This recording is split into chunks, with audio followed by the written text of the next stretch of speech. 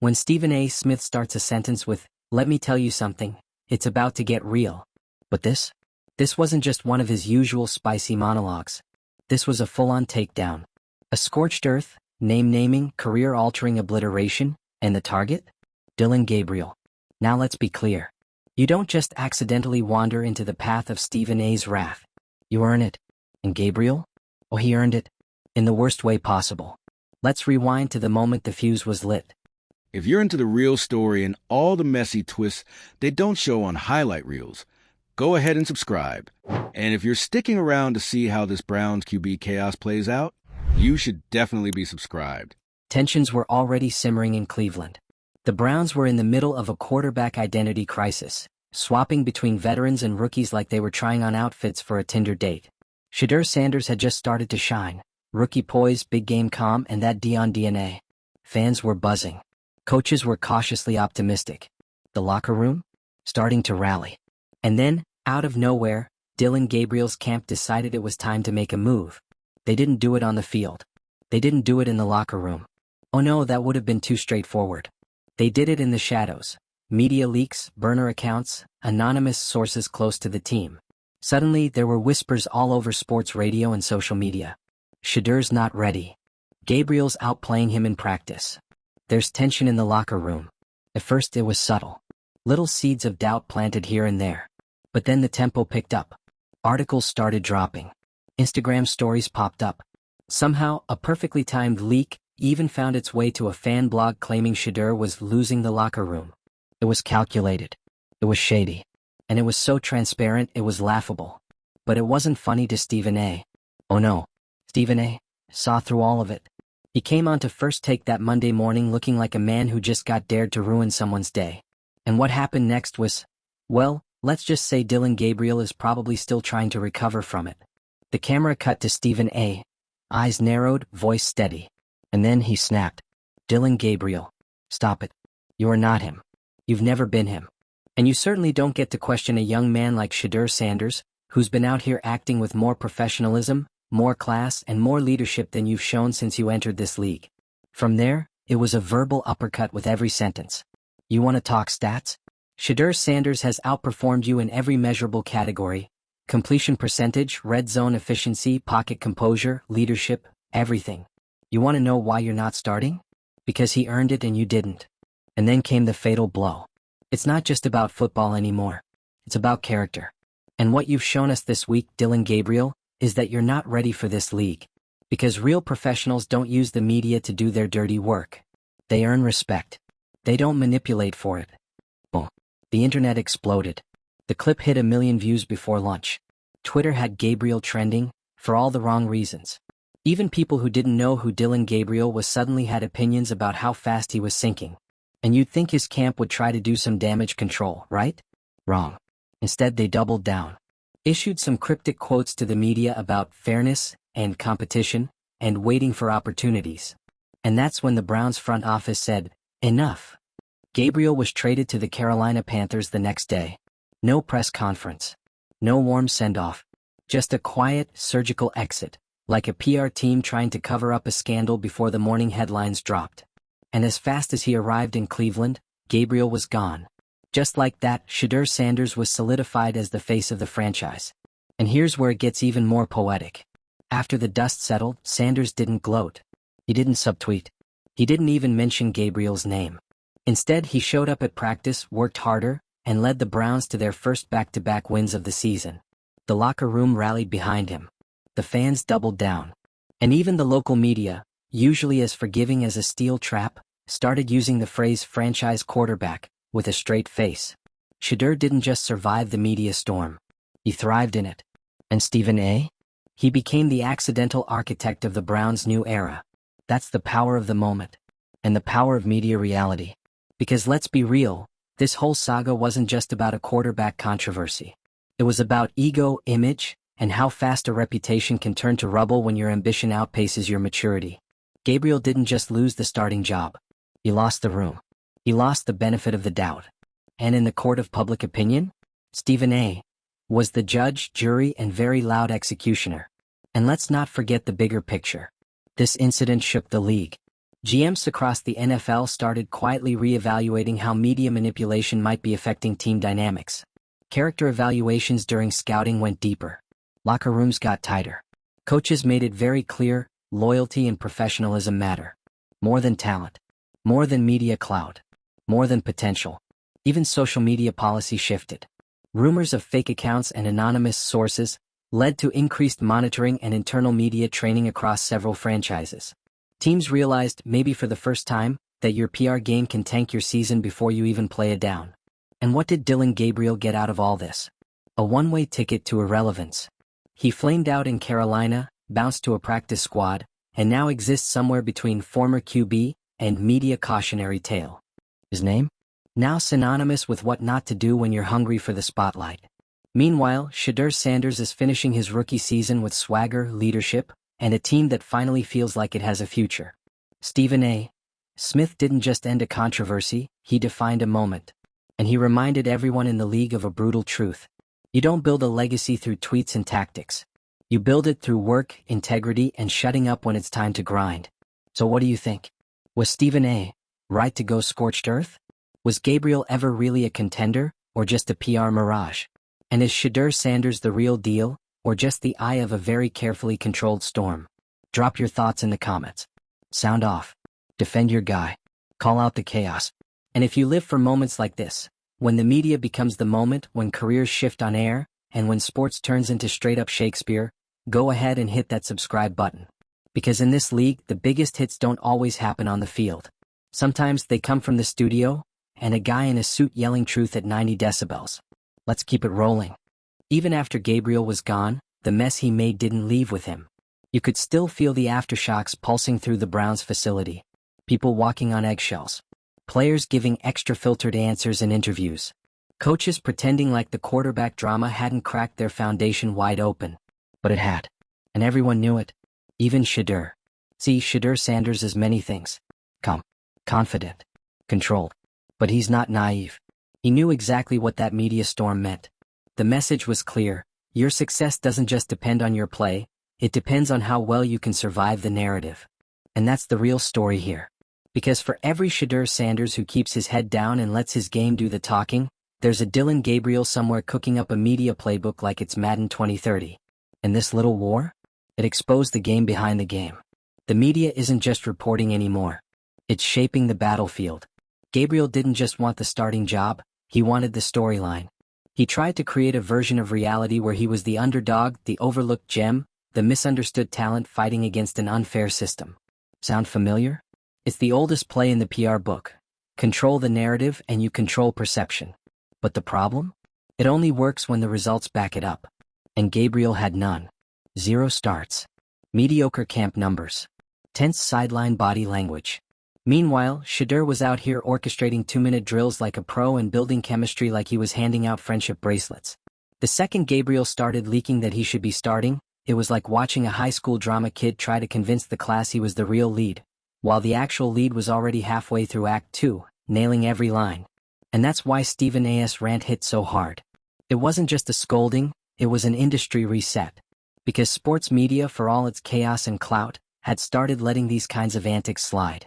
The burner accounts. The anonymous sources close to the player. The vague tweets that just happened to go viral during quarterback controversy week.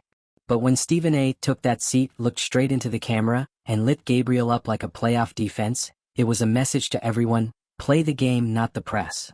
And suddenly, every player with a podcast, every rookie with a PR team, every agent with a social media strategy, they were all taking notes. It was a cultural shift. An audible called in real time. And it wasn't just media personalities watching, it was front offices. GMs, team owners, coaches. They saw what happened to Cleveland. How one player's off-field scheme nearly derailed a young quarterback's rise and fractured a locker room already walking a tightrope. And they adjusted. Fast. We started seeing internal policies change. Agents getting shut down. Rookies being reminded firmly that their job was to play, not plot. And while Gabriel was busy posting mysterious, keep your circle tight quotes on Instagram from a practice squad locker, Shedeur Sanders was building a team. He took the chaos and used it as fuel. Where some players would have popped off or let it rattle them, Shedeur got quieter. More focused. Practices got sharper. His command of the offense tightened. He started speaking in meetings like a veteran, not a rookie. And the team noticed. Because here's what no media campaign can fake: leadership. You can't Photoshop chemistry. You can't deepfake respect. You either have it or you don't. And Sanders had it in spades. By the time midseason rolled around, you couldn't find a single guy in that locker room who wasn't writing for him. Even the defense, especially the defense, those guys who don't usually care what happens on the other side of the ball, were singing his praises. Why? Because he kept showing up, kept grinding, kept letting his play do the talking while the ghost of Gabriel's media blitz faded into irrelevance. And that's the real tragedy of Dillon Gabriel's implosion. It wasn't just a bad strategy. It was the fact that it didn't have to be this way. He could have been part of something. Maybe not the starter, sure, but a contributor. A team-first guy. A valuable backup with upside. He could have built his credibility, waited for his moment, and earned the respect of everyone around him. But he let envy talk louder than effort. And now he's a cautionary tale. A PowerPoint slide in rookie seminars. A whispered "don't be that guy" in every quarterback room from Cleveland to Kansas City. Meanwhile, Shedeur's legacy, barely in its infancy, is already being shaped by how he handled that moment. Because this wasn't just about his arm strength or his accuracy or his highlights. It was about his composure under fire. About how he carried himself when the spotlight turned toxic. That's what franchise quarterbacks do. And that's what everyone saw: fans, coaches, execs. It was more than a victory over another player. It was a moment where a 21-year-old rookie showed an entire league how to be the guy. So yeah, Stephen A. went scorched earth. But let's not forget what came after the fire. Clarity. Truth. A recalibration of what we value in this sport. Because in an era where athletes can buy buzz and orchestrate image, we were reminded of something simple. You can't fake the work. So the next time someone tries to spin a narrative in the shadows, tries to weaponize the media to get ahead, they'll remember Dillon Gabriel. And they'll remember Stephen A.'s voice cutting through the noise like a siren. You are not ready. And they'll think twice. Meanwhile, Shedeur Sanders? He'll be on the field, calling plays, running the show, and building a legacy that doesn't need to be leaked. It speaks for itself. The modern NFL isn't just about throwing touchdowns anymore. It's about throwing narratives, controlling optics, picking the right podcast appearance, liking the right tweet at the right time, tagging the right people in your story, saying just enough without saying too much. But what Dillon Gabriel and his camp underestimated, wildly, was that people can smell inauthenticity from a mile away. The plan? Craft a redemption arc, frame himself as the wronged, overlooked underdog who's just asking for a fair shot. Use carefully placed reports, leak some stats from a closed-door practice, and get just enough people online saying, "Hey, why isn't Gabriel getting a shot?" It almost worked, until it didn't. Because Shedeur didn't flinch. He didn't give Gabriel anything to work with. No reaction. No comment. Just quiet dominance. And that silence? That's what killed Gabriel's narrative. When the villain refuses to play the role, the story collapses. And suddenly the media campaign turned from underdog struggle to petty sabotage. That's where Stephen A. came in. And the reason his takedown went so viral so fast is because it tapped into something way bigger than a quarterback controversy. It struck a nerve. We're living in an era where sports have become reality TV with shoulder pads. Everyone's trying to go viral. Everyone's trying to build a brand before they build a resume. And Stephen A. the master of media branding, basically stood up and said, "You don't get to cut the line. You don't get to hijack someone else's rise just because you think it should be your turn." That moment didn't just define Gabriel's trajectory, it redefined what respect looks like in this league. And teams took notice. Since the incident, more and more organizations have started investing in character coaches, media training, and culture building, not just skill development. Because as we saw in Cleveland, one player's ego can set off a chain reaction that torpedoes a season. And Gabriel wasn't the first. He's just the one who got caught in 4K mid-manipulation and got ethered by the loudest voice in sports television. Let's take a beat here because this part matters. Gabriel had talent. You don't end up in an NFL locker room if you don't. But what he lacked, and what Shedeur had in abundance, was self-awareness. The maturity to know that patience is sometimes louder than protest. That earning respect isn't about who posts the loudest, it's about who shows up the longest. And Shedeur? He didn't just show up. He took over. By the end of the season, he wasn't just a rookie anymore. He was QB1. Full stop. No more whispers. No more questions. No more should they rotate chatter. The coaching staff stopped scripting around him and started scripting for him. They trusted him. And that trust? That was the real win. Because while Gabriel was trying to manufacture credibility with sound bites and side eyes, Shedeur earned it with every rep, every third down conversion, every time he walked back into the huddle like, yeah, I've got this. That's what separates starters from stories. And the ripple effects didn't end in Cleveland. Around the league, other young QBs were watching the fall of one and the rise of another. And if you think it didn't shape how rookies approach their first year now, think again. Gone are the days where you can walk in, talk big, and expect the spotlight to follow. This new wave of QBs is showing up with discipline, humility, focus, because they've seen what happens when you treat the NFL like a content strategy. You get exposed fast. And to this day, Dillon Gabriel hasn't spoken directly about that week. Not in interviews. Not in statements. Not even on social media, aside from the occasional cryptic Bible verse or vague loyalty over clout post that makes you wonder if he still doesn't get it. But you know who does? Stephen A. Say what you want about the man, he's loud, he's theatrical, he's a walking soundbite. But that week he became the voice of accountability. A sports media juggernaut standing up and saying, this is not how we do things. And it hit different. It wasn't just a sports opinion, it was a moral line. Drawn loud, clear, and unapologetically. And while Gabriel's NFL trajectory stalled out, practice squad appearances, short stints, depth chart filler status, Stephen A.'s voice only got louder. Not just because he was right, but because his takedown meant something. It was the rare media moment that mattered. It shifted how we talk about character, how we evaluate leadership, how we measure readiness, not just in talent but in temperament. And through all of it, Shedeur Sanders just kept being Shedeur Sanders. Never took the bait. Never fired back. Just played ball, led his team, and became the kind of quarterback people believe in, not because the media told them to, but because he showed them why. So now the question isn't, was Gabriel wrong? The question is, what did the league learn? Because this story, this messy, media-fueled, career-bending drama, isn't just about one quarterback. It's about what the NFL is becoming. A league where the lines between sports and spectacle are getting blurrier by the day. But what this entire episode reminded us is that the fundamentals still matter. Humility still matters. Work ethic still matters. Leadership, real leadership, always matters. And in the end, that's what survived. Not the tweets, not the rumors, not the headlines. The truth survived. Because it was rooted in something real. So here we are. Shedeur Sanders is standing taller than ever. Stephen A. Smith just added another iconic clip to his highlight reel of verbal destruction. And Dillon Gabriel? Well, he's wherever media manipulation takes you when it backfires. Dillon Gabriel tried to play puppet master and got caught tangled in his own strings. Shedeur Sanders kept his head down and walked out with the job, the respect, and the momentum. Stephen A. Smith? He turned a sports segment into a cultural reset. But what really happened here? Let's strip it all back. All the noise, all the clips, all the fake tweets and anonymous league insiders, whispering like high school hall monitors. This was never just about two quarterbacks fighting for snaps.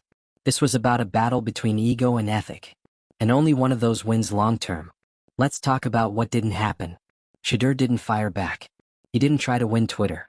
He didn't pull his own strings in the media or call up someone at Bleacher Report for a little damage control of his own.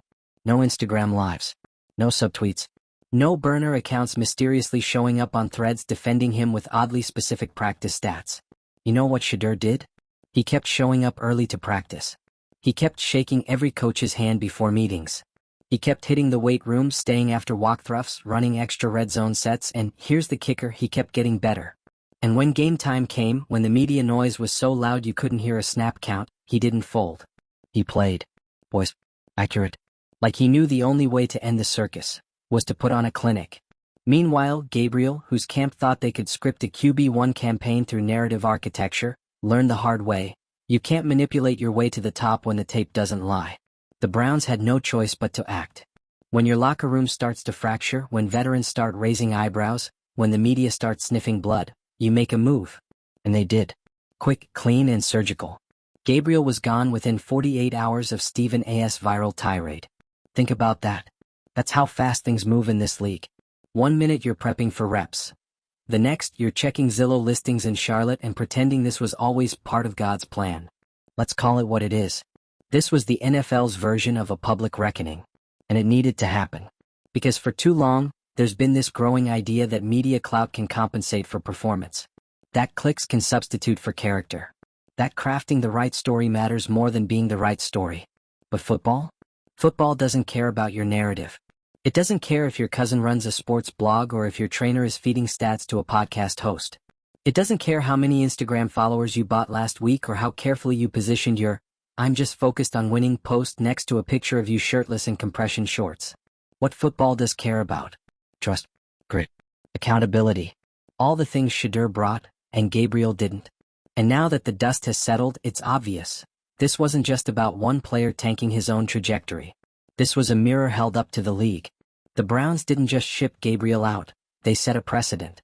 A warning shot to every young QB, every agent, every clout-chasing content consultant who thinks you can outsmart the system. You can't. The locker room still knows what's real. And if you're not showing up with tape to back your talk, with reps to back your rumors, with leadership to back your QB1 energy, you're out. Just like that. The fallout from Gabriel's exit didn't just clear the air, it cleared the path. For Shedeur. For the team. For an offense that desperately needed a leader who didn't come with PR baggage or media drama built into his cleats. And that's the most important part of this whole thing. The Browns finally got to exhale. They'd been holding their breath since camp, trying to manage two quarterbacks with wildly different energy. On paper, it looked like a healthy competition. Behind the scenes, it was a cold war. A pressure cooker. And the second Gabriel was gone, things clicked. The sideline energy changed. The huddle got tighter. Coaches started smiling again. Players started playing loose. Like the team wasn't just waiting for the next article to drop or the next source to throw a grenade. Because chaos is heavy. And Shedeur didn't bring that weight with him.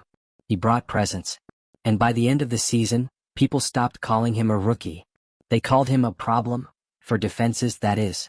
He was making throws veteran QBs shy away from. He was standing tall behind a line that, let's be honest, wasn't always doing him favors. And more importantly, he never changed. Not after the trade. Not after the wins. Not after the endorsements. Not even after Stephen A. himself praised him on air as one of the most composed young quarterbacks I've ever seen in this game. He didn't let it get to him. And that, ironically, is what sealed the deal. Because while Gabriel chased headlines, Shedeur built trust. While one tried to create a storyline, the other became one. And in a league where so many young QBs burn out before they even start, Shedeur's quiet control is what's setting him apart. Now, is he perfect? Of course not. There are still growing pains. Missed reads. Overthrows. Rookie stuff. But the difference is he owns it. And the locker room sees that. He's not chasing viral. He's chasing victories. So where does that leave Gabriel? Honestly? Nowhere good. He's radioactive now. Not because he's a bad player, but because he made the mistake of believing the off-field game could replace the on-field one. And in today's NFL, where culture is king and media can either build you up or bury you, that's not just a miscalculation. It's a career killer. Because what team wants to bring that energy into their locker room? What franchise is going to gamble on a guy whose first move when things don't go his way is to weaponize the press? The answer? None. At least not ones that plan on winning. So now the blueprint has changed. Young QBs watching this unfold have learned more from this scandal than a dozen playbooks could teach them. They've seen what happens when you confuse potential with entitlement. When you try to shortcut the system instead of earning your moment. And they've seen what happens when you don't flinch. When you let the work speak. When you keep it quiet, keep it clean, and keep climbing. Shedeur Sanders didn't win because Gabriel failed. He won because he refused to play the same game. And in a league addicted to chaos, that kind of discipline? That's rare. That's special. That's the kind of thing that doesn't just win you games, it wins you respect. So let's bring it back to you. You've followed the drama, heard the takes, watched the implosion, and seen the redemption. Now it's your turn. What do you make of it? Was Gabriel doomed from the start, or did he just play his hand wrong? Is Shedeur Sanders really the future, or is the hype getting ahead of itself? And should Stephen A. be thanked for exposing a problem, or held accountable for turning it into a spectacle? The comments are open. Sound off. Get loud. Defend your guy. Or just watch the fire burn and enjoy the chaos. And if this is your kind of story, where sports meets scandal, where reputations hang by a tweet, and where one rant can change a career, hit that subscribe button. Because we're not just watching the game. We're watching the drama behind it.